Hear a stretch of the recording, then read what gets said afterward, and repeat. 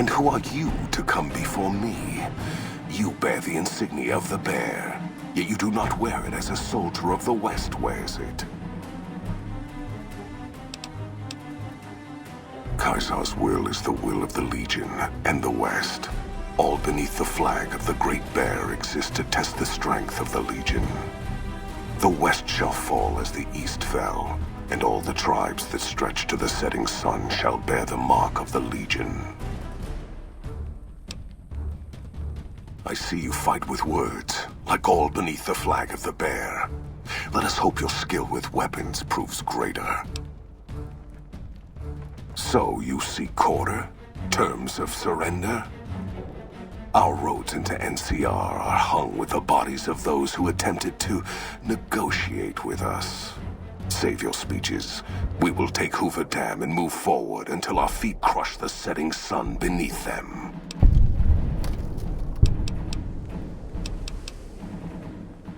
Hoover Dam has never seen the mass strength of the East. Only legates such as Graham, who deserve the fire Caesar blessed him with. Now I am here, and make markers of your people as the Legion carves its way west. You speak in circles. What of the East? I am the East, and I will prove it this day.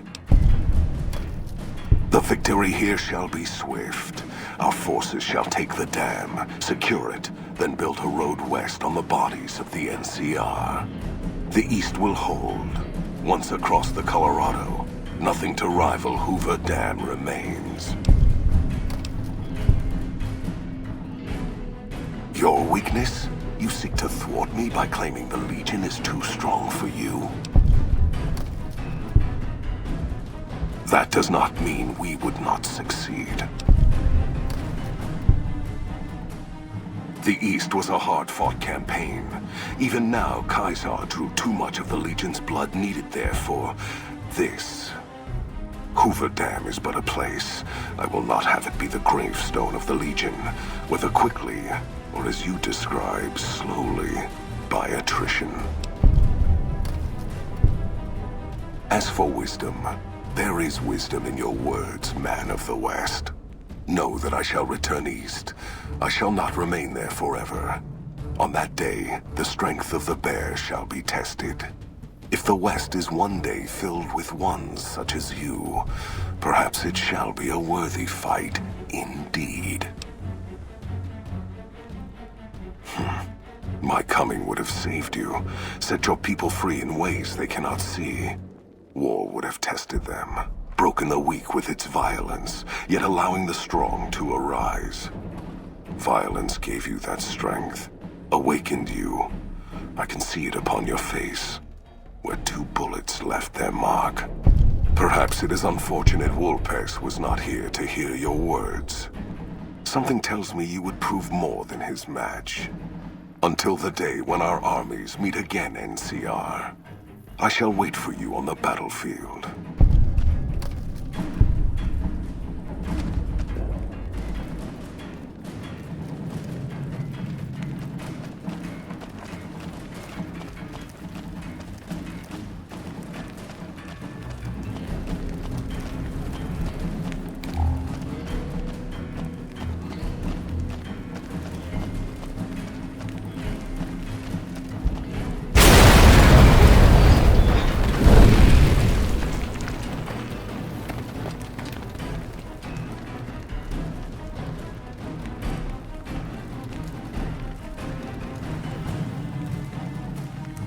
That's a fine bit of work back there. Truth told, I'm surprised you made it out of there in one piece. You and the dam. I'm impressed to say the least, and that's no easy thing. You've secured NCR's future. The administration sends its thanks for what it's worth. And we're glad to have you. And whether you're a soldier of the Republic or not, you're it in my eyes. Sometimes the Republic gets lost along the way while it's trying to follow its instincts. But when soldiers like you come along, it helps them get back on track and does it by example. And what you've done here today, that's gonna keep us going for a while. We clean up, take prisoners, watch the East for any more trouble from the Legion. Though I think they're still running, according to our scouts. After that, we'll see what happens when the dust settles and how the Mojave looks now without Caesar coming for its throat. Something tells me we better enjoy this breather while we can. And if that means Vegas, then you and the troops have earned it. Can't keep the courier spirit down, eh? Fair enough. We'll clean up here. Kind of curious how this is going to pan out in the long run. But I guess history will tell us in its own sweet time.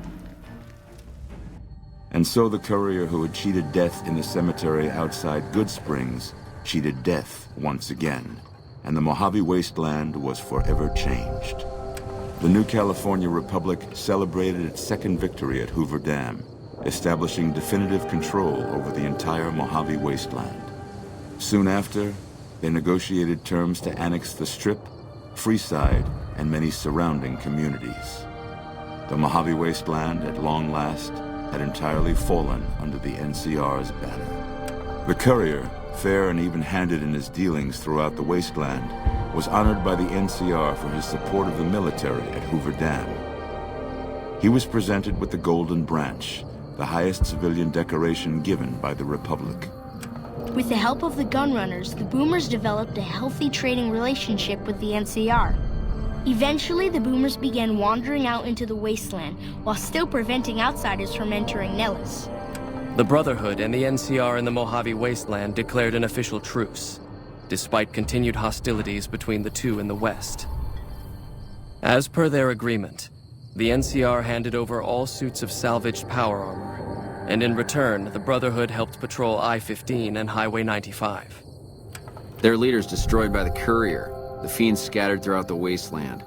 Without the organization of Motor Runner, Cook, Violet, and Driver Nephi, they were easy prey. After the NCR's victory at the dam, the followers of the Apocalypse were pushed out of Old Mormon Fort during its occupation by NCR forces. NCR further encouraged them to leave Outer Vegas entirely, and the followers had no choice but to comply. Good Springs saw more trade along I-15 after NCR gained control of the Mojave Wasteland. But with that came a heavy burden of the Republic's taxes. Some old-timers, unable to handle the cost, were forced to move on, grumbling all the while. In the years following the destruction of Cassidy caravans, NCR used evidence of the plot to blackmail the Crimson Caravan and the Van Graffs. NCR enacted strict trade laws with little resistance, strengthening their supply lines and their position in the Mojave. Cass survived to see the NCR flag flying proud over Hoover Dam, and thought for a moment, this is what a hero must feel like. She was about to tell the courier not to get too proud of himself. Then she figured, he knew that already. That night, Cass kicked in the door of his room to celebrate, only to find the man on the bed was an NCR soldier whose barracks had been destroyed. He was cute, though, so after having her way with him, she got the hell out, leaving an empty whiskey bottle as a note. As she walked along the dam in the night, she felt drunk, content, and happy to be alive. Which to her was the whole point of it all. After the Second Battle of Hoover Dam, the Great Khans returned for a time to Red Rock Canyon. The NCR's pressing need to expand proved greater than its promise of amnesty, and before long the government decided the Khans had to go. The surviving Great Khans were relocated to an isolated, barren reservation, well north of NCR trade routes. It took more time than anticipated for a cure for the Nightkin schizophrenia to be found. But in the end, it was beneficial to Jacobstown. The presence of the Nightkin leader, Keen, persuaded Nightkin from across the wasteland to make the journey to the town. Jacobstown prospered, becoming known as a fair, if somewhat intimidating, place for a trader to do business. Lily continued to take her medicine at half doses, and although she remembered her grandchildren, her mind remained muddled and confused. Eventually, she parted ways with the courier and traveled west, seeking the remnants of her past. After the NCR victory at Hoover Dam, the temporary truce between them and the Kings blossomed into a full-scale relief effort for the people. While the NCR made repeated entreaties that Freeside join the Republic, the King steadfastly maintained their independence. After Ray's brain was transplanted into Rex's cybernetic body, it took Rex some time to adjust to the old scrapyard dog's memories. Eventually, Rex's mind settled peacefully, melding his own memories with that of long travels with old Lady Gibson. Shaped up by the Courier's advice, the Misfits distinguished themselves during the Legion's attack on Camp Golf.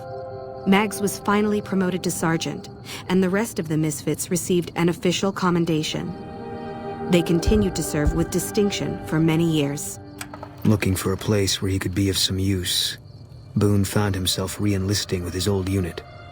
Though his regrets remained in his thoughts, they coalesced into a purpose, and Boone embraced it. He spent his leave time hunting down slavers in the desert, his first recon beret the last thing they never saw. With the dam firmly in their grasp, the NCR turned its attention towards wresting the correctional facility from Powderganger hands. The Powdergangers are no match for the battle-hardened troops of the NCR, and summary execution awaited the Powdergangers who managed to survive. With Cook dead, the Powdergangers at Vault 19 fell apart. Those who weren't destroyed by the Courier fled into the hills or attempted to work their way back through the Mojave Wasteland. Few survived. Prim Slim proves to be an able-minded, if not able-bodied, sheriff for Prim. And due to his slow speed, some crooks get away without a scratch. But Prim continues to prosper under his watchful, robotic eye. And so the Courier's road came to an end, for now. In the new world of the Mojave Wasteland, fighting continued, blood was spilled, and many lived and died just as they had in the old world. Because war never changes.